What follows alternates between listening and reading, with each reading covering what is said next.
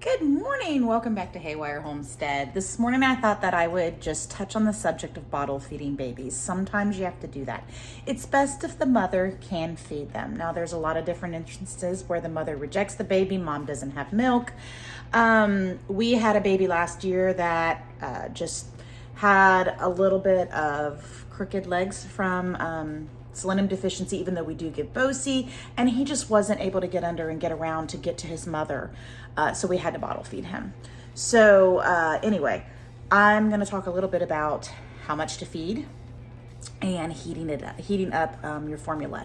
If you are able to have a goat that you can milk and give goat milk, that is best. Of course, they absolutely have to have colostrum in the beginning. Colostrum is very important because it is what gives them the antibodies to develop their immune system. So you want to make sure that they have colostrum, preferably real colostrum. Now there are some artificial colostrums out there on the market or pre-made in a bag that you can mix up and feed. I do keep a small bag of that for emergencies, but typically I milk a mom off and we keep some in the freezer for that, so I don't have to worry about that.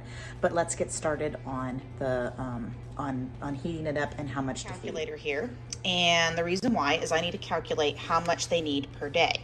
So you're going to calculate their weight in ounces. Now I know that the little baby girl currently, let's turn this thing on, is 9.13 pounds.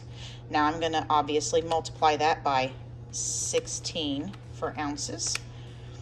So she is 146.808 ounces. That's how much she weighs.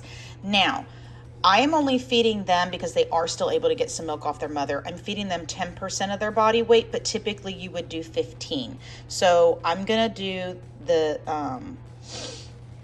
I'm going to do 10%, and it is 14.6 ounces per day. That is how much they would get per day. If you were doing, let's see here, let's go back to how much she weighed, and then we're going to say we're doing it at 15%, so 0.15. She would be getting 21.9 ounces, so around 22 ounces per day. Now, how often you feed? When they're under a week old, they need to be fed every 2 hours during the day. I usually do about every 3 at night. So having a bottle baby is a lot of work. Because normally with mom, they would be taking little sips frequently throughout the day. You're feeding a larger amount in each feeding, but the more feedings you can split it up, the better off for their tummies. Just to give them a consistent flow of milk is best. So right now, they're right at a week old, and because again they are eating off of their mom, I don't feed them as often. So I feed them 3 times a day. So if I was feeding them 3 times a day for 15%, they would be getting 7.3 ounces. Obviously, if you're doing it more, they'd be getting a lot less more frequently. And that's kind of how. There are lots of charts online you can find that will give you the percentages. Some people feed up to 20% of the body weight. I do 15 typically if I have a bottle baby. That's just me. All right, so let's move on to warming up your milk or your formula. I'm not going to worry about showing you formulas different and mixing them, just because there's a bunch of different brands out there. One of the best ones is Doe's Match, which is made by Land O'Lakes. It's specifically for kids. So using species specific is definitely a big deal. You can also use whole milk from the grocery store, so they get that fat. This is my setup. So I have my bottles. This one is a Premier one. We just bought this one to try it out. And you can see it's got the measurements on the side. This one is just a Producer's Pride. You can get it at any Tractor Supply or most local feed stores. The nipples we use are called a Pritchard nipple. So these work really well. And maybe I'll have to do a video on how to actually cut them.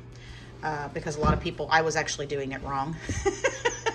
I don't think I have any more of the old ones. So well, you know what? Let's go ahead and touch on that. So a Pritchard nipple, when you get them, they're not open here. Nothing will come out of the nipple. So what I was doing No, that one's not cut yet. That's a brand new one. Actually, here is this one. Ah, here we go. Okay, so you can see that it's got the little dibble on top. So what I was doing, and a lot of people have done this wrong, is I was cutting the tip off. So I actually was cutting the tip off, and I cut them at different lengths because then that would make the hole smaller so it didn't come out too fast on some babies that were, the flow was too fast. So this is wrong, okay? What is correct, is this wrong? This one not cut? Oh, I don't want to. You want it? Alex wants to show you. No, actually, you need the razor blade works better. Alex is well, doing virtual school right now because of rules with the school. But okay, hang on. So let's get close here. So you see how he's got it, and he's going to press straight down, and then just pull away. And did you get it all the way through? Kind of messed up there. Did you? He went crooked. So you're splitting it vertically, so that way, see, it's vertical. All right, so heating up your bottles, you do not want to use a microwave. You can use the stove top and just use a small saucepan, heat up your water, and then turn the heat. Once my water, I bring it up to almost boiling, and then I'll turn the heat off. Now I have an electric tea kettle now, so what I do now is I just heat up the water in the tea kettle, and then I put it in these really cool, cute soup bowls, and then I measure out my milk, stick it in there, and I let it sit for several minutes. You want the temperature of your milk when you test it on your wrist, just like you would with a baby, human baby. You want that to feel not quite burning you, but almost like hot. You don't want it scalding. You just want it, hot. I'd have to look and see if there's actually a temperature, but you know what, we'll look at that and we'll put that on here. Give us a minute and we'll look it up, and I will double check, because some people might want to test the temperature of the milk using a thermometer, and I want to make sure that I give you the correct information. So let's check that. So I looked it up, and the goat replacer milk, whatever you're using, should be heated up between 90 and 100 degrees before you feed it to your goat kids. You do not want to feed them a cold bottle. That's going to curdle in their stomach, and it's going to make them sick. So we're going to take these bottles out and give them to the babies and get the rest of our barn chores done. And apparently somebody else needs to go use the bathroom because she's fussing. So we're going to also let Maggie go potty. Alex, you need to let Maggie go to the bathroom. Here you go, little man.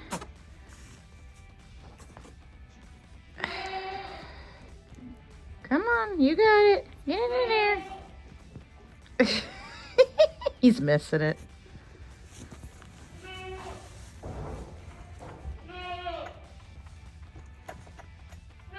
Tip it up more. You should have it tipped up. There you go. Yeah, make sure that whenever you're feeding your bottle babies that you've got your bottle tipped up kind of higher, just like a teat would be, so that way they don't aspirate the milk. Okay. So like I said, this bottle is new. Babies are fed. She ate almost all of it. She might have just ate off mama and wasn't that hungry. She tends to get successfully nursed better than the boy does. I'm not sure why. He finished his. But this is the Premier One bottle.